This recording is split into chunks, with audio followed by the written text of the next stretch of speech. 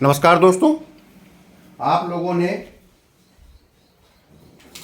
कई कमेंट्स किए थे कि सर प्राचीन शिक्षा प्रणाली पर एक वीडियो बना दीजिए। बिल्कुल सही कमेंट्स किया था, क्योंकि ये आपकी असिस्टेंट रजिस्ट्रार या पीसीएस की मुख्य परीक्षा में शिक्षा प्रणाली पर निबंध आते हैं। तो जब ये निबंध आएंगे तो चाहे निबंध के रूप में हो या लॉन्ग आंसर के रूप में हो या टिप्पणी के रूप में हो, किसी न किसी रूप में शिक्षा पर प्रश्न आता है। और पीसीएस के मेंस में कल्चर का जो पोर्शन है उस पर भी प्राचीन शिक्षा पर प्रश्न आएगा। असिस्टेंट रजिस्ट्रार के निबंध में भी शिक्षा पर प्रश्न आ सकता है। तो प्राचीन शिक्षा और आधुनिक शिक्षा को मिलाकर हमारी समझ में जरूर रहना चाहिए। जैसे कि अगर आप भारत की शिक्षा नीति पर पढ़ेंगे तो आप 2020 को याद कर लेंगे, लेकिन अगर प्रश्न आ जाएगा या निबंध आ जाएगा कि प्राचीन शिक्षा प्रणाली एवं आधुनिक शिक्षा प्रणाली का तुलनात्मक अध्ययन या भारत में शिक्षा प्रणाली का अध्ययन, तब हम प्राचीन शिक्षा से चलकर आधुनिक शिक्षा तक पहुंचेंगे। तो कल्चरल प्रश्न या कोई निबंध या आपके इतिहास से अगर प्रश्न आएगा तो इस प्रकार का टॉपिक आ सकता है। आप हमेशा किसी परीक्षा के लिए इसको तैयार रखें। तो ये जो आपका सेशन है ये 2 पार्ट में रहेगा, क्योंकि स्क्रीन में मैंने अभी इसका आधा भाग लिखा है और दूसरे भाग में हम इसको कंक्लूड करेंगे। ठीक है। तो देखिए, प्राचीन शिक्षा प्रणाली के अंतर्गत मैंने इंट्रोडक्शन दिया है कि शिक्षा केवल ज्ञान अर्जन का माध्यम नहीं बल्कि समाज और राष्ट्र निर्माण का मूल आधार होता है। प्राचीन भारत में शिक्षा केवल पुस्तकीय ज्ञान तक सीमित न होकर जीवन के प्रत्येक पहलू को संवारने का साधन था। प्राचीन शिक्षा में गुरुकुल प्रणाली के अंतर्गत विद्यार्थियों को नैतिकता, अनुशासन, योग, वेद, गणित, चिकित्सा, खगोल शास्त्र, युद्ध कला की शिक्षा दी जाती थी। नालंदा, तक्षशिला, विक्रमशिला जैसे विश्वविद्यालयों ने भारत को विश्व गुरु का दर्जा दिलाया। अब उस समय प्राचीन भारत की शिक्षा प्रणाली की विशेषताएं क्या थी? ध्यान रखिए, आपको पता ही है, प्राचीन भारत में गुरुकुल परंपरा होती थी। शिष्य गुरु के आश्रम में रहते थे, वहीं पर उनकी सेवा करते थे, मेहनत करते थे, अनुशासन में रहते हुए शिक्षा ग्रहण करते थे। और यह शिक्षा वेदों की होती थी, उपनिषद की होती थी, योग की होती थी, खगोल शास्त्र की बात करते थे, आयुर्वेद की पढ़ाई होती थी। इसी से आप चिकित्सा विज्ञान का जन्म हुआ, गणित पढ़ाया जाता था, दर्शन की पढ़ाई होती थी, संगीत, शिल्प कला, सैन्य विज्ञान, ये उस समय के प्रमुख विषय हुआ करते थे। प्राचीन शिक्षा में धर्म, सत्य, अहिंसा, करुणा, कर्तव्य, स्वाध्याय पर बल दिया जाता था। देखिए, यही थोड़ा अंतर है आपका आधुनिक और प्राचीन शिक्षा में। जब तुलनात्मक अध्ययन करिएगा तो आप इन सब चीज़ों को ध्यान रखिएगा कि आधुनिक शिक्षा में इन्हीं चीज़ों का क्षरण होता जा रहा है। केवल अर्थ केंद्रित शिक्षा हो गई है, प्रोफेशनलिज्म हो गया है। पहले शिक्षा प्रणाली धर्म पर आधारित होती थी, सत्य पर आधारित होती थी, अहिंसा पर आधारित होती थी, करुणा होता था, कर्तव्य का निर्वहन की बात होती थी और स्वाध्याय पर बल दिया जाता था। अधिक से अधिक आपके जो छात्र होते थे वो स्वाध्याय करते थे, गुरु के आश्रम में रहते हुए वर्षों तक स्वाध्याय करते थे। शिक्षा ग्रहण करने के लिए कठोर चयन प्रक्रिया होती थी। सभी शिक्षा को आसानी से ग्रहण नहीं करते थे, बल्कि बड़े से बड़े शिक्षा संस्थानों में उस समय पर भी ये देखा जाता था कि छात्र कितना उत्सुक है, कितना जिज्ञासु है शिक्षा के लिए। छात्रों को आत्ममंथन और स्वयं के अनुभवों से सीखने के लिए प्रेरित किया जाता था। फिर इसके बाद शिक्षा के बारे में जो केंद्र हैं उनके बारे में प्रश्न था कि कौन कौन से केंद्र है। तो आपकी 6वीं शताब्दी ईस्वी पूर्व सबसे पुराना शिक्षा का केंद्र था तक्षशिला, जो 600 शताब्दी ईस्वी पूर्व इसका जन्म हुआ था। लगभग आपके 2500-2600 वर्ष पुराने समय पर। नालंदा 5वीं शताब्दी में इसका जन्म हुआ। ये काफ़ी पुराना, लगभग 1000 साल बाद इसका जन्म हुआ। विक्रमशिला 8वीं शताब्दी में स्थापित हुआ। तो अलग अलग चरणों में ये 3 विश्वविद्यालय थे जिनकी समयावधियां अलग अलग है और बहुत अंतराल में इनका एक दूसरे का उदय हुआ है। तो तक्षशिला को विश्व का प्रथम विश्वविद्यालय माना जाता है। ध्यान रहे, तक्षशिला हमारा प्रथम विश्वविद्यालय माना जाता है विश्व का।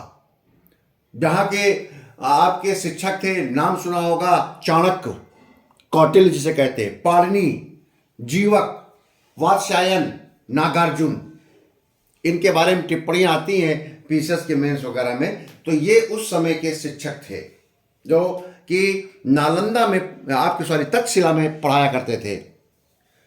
तक्षशिला में 68 से अधिक विषयों पर पढ़ाई कराई जाती थी। तक्षशिला औपचारिक कक्षाएं नहीं होती थी। औपचारिक कक्षाओं का मतलब कॉपी किताब लेकर नहीं बैठते थे, बल्कि शिक्षकों के पास जाकर छात्र पढ़ा करते थे। शिक्षक अपने आश्रम में रहते थे और वही उसका कॉलेज स्कूल होता था, वही उसका शिक्षालय होता था। वहीं पर छात्र जाते थे और अध्ययन करते थे। और इनका कोई सिलेबस या ये नहीं कह सकते कि इनका कोई समयावधि थी। जब छात्रों को लगता था कि मैं अपने विषय में पारंगत हो गया हूं, तभी छात्र का शिक्षा पूर्ण मान ली जाती थी। और यहाँ की प्राचीन शिक्षा में छात्रों को स्वतंत्र चिंतन का सिखाया जाता था कि आप स्वयं एवेल्युएट करिए, स्वयं आप विचार करिए, तर्क एवं विश्लेषण की क्षमता पैदा करते थे। और इसी पर ज्यादा जोर दिया जाता था। पढ़ाई की कोई निश्चित अवधि नहीं होती थी। मैंने पहले बता दिया कि छात्र गुरु के पास जाते थे और पढ़ते थे, और जब तक उन्हें लगता था कि मैं अपने विषय पर पारंगत नहीं हुआ हूं, तब तक वो शिक्षा चलती रहती थी। और जब छात्र अपने विषय पर संपूर्ण ज्ञान प्राप्त कर लेता था, उसे लगता था मैं पारंगत हो गया हूं, तो वो अपनी शिक्षा को पूर्ण मान लेता था। तक्षशिला में भारत के नहीं बल्कि अनेक देशों के लोग आते थे। ग्रीस, फारस, चीन के छात्र यहां पढ़ने आते थे तक्षशिला में। लगभग 5वीं शताब्दी ईस्वी में हूण आक्रमणकारियों ने तक्षशिला पर हमला बोलकर इसको नष्ट कर दिया। यानी कि तक्षशिला का जो विश्वविद्यालय का विनाश हुआ है वो हूण आक्रमणकारियों के बाद हुआ है, लगभग 5वीं शताब्दी ईस्वी में। ये काफी समय तक 6वीं शताब्दी ईस्वी पूर्व इसका जन्म हुआ और 5वीं शताब्दी ईस्वी तक ये चला। यानी कि लगभग 1000 वर्ष तक तक्षशिला अपना ज्ञान को बिखेरता रहा। अब इसके बाद आता है नालंदा विश्वविद्यालय। नालंदा विश्वविद्यालय को प्रथम आवासीय विश्वविद्यालयों में से एक माना जाता है। रेजिडेंट आपका ये यूनिवर्सिटी थी। यहां पर गुरु और शिष्य साथ रहते थे। ये एक बड़ा प्रांगण था। यहां पर लगभग 10,000 से अधिक छात्र थे और 1500 से अधिक शिक्षक पढ़ाते थे। इसकी स्थापना 5वीं शताब्दी में गुप्त सम्राट कुमारगुप्त प्रथम ने इसकी स्थापना की थी और यह 800 वर्षों तक जीवित रहा। शिक्षा और शोध का महत्वपूर्ण केंद्र रहा। भारत के ही नहीं बल्कि यहाँ पर चीन, जापान, कोरिया, तिब्बत, मंगोलिया, तुर्की, श्रीलंका के विद्यार्थी अध्ययन करने आते थे।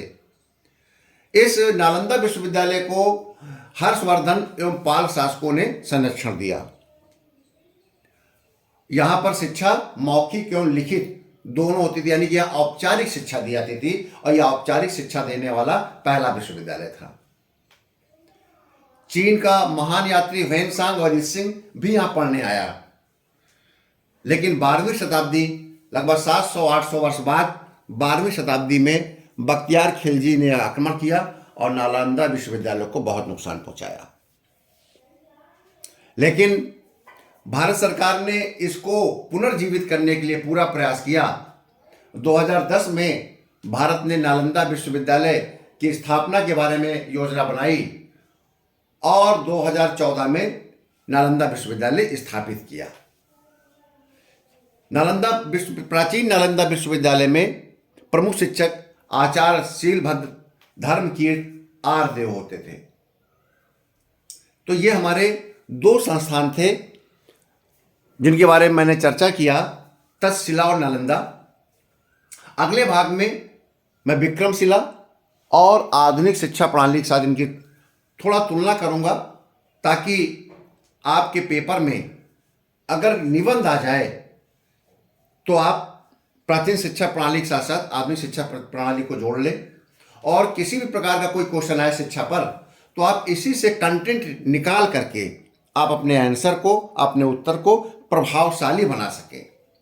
कभी कभी टिप्पणी भी आ जाए अगर कि आप नालंदा विश्वविद्यालय, तक्षशिला विश्वविद्यालय, विक्रमशिला विश्वविद्यालय पर 50 शब्दों में टिप्पणी करें तो आप बेहतर तरीके से टिप्पणी भी कर सके। इस प्रकार से मैंने ये निबंध और ये लेख, ये अपना लेक्चर तैयार किया है, ताकि ये लेक्चर भाग 1 और भाग 2 मिलाकर आप शिक्षा के बारे में आप अगर विचार प्रस्तुत करें किसी परीक्षा में तो पूर्ण विचार आ जाए। 2020 के मैंने नई शिक्षा नीति पढ़ाई रखा है, उसका लेक्चर जरूर देखिए। उस लेक्चर को आप पूरा सुनेंगे और ये लेक्चर को सुनेंगे, भाग 1 और भाग 2 मिलाकर पूरे लेक्चर सुनेंगे तो भारत की शिक्षा प्रणाली प्राचीन से लेकर आधुनिक के बीच में आप बेहतर तुलनात्मक मूल्यांकन करके एक अच्छा निबंध, एक अच्छा उत्तर और या एक अच्छी टिप्पणियां आप प्रस्तुत कर सकते हैं। तो मेरे इस चैनल करियर मोटिवेशन को आप लाइक करिए, सब्सक्राइब करिए, अधिक से अधिक प्रमोट करिए। बहुत बहुत धन्यवाद।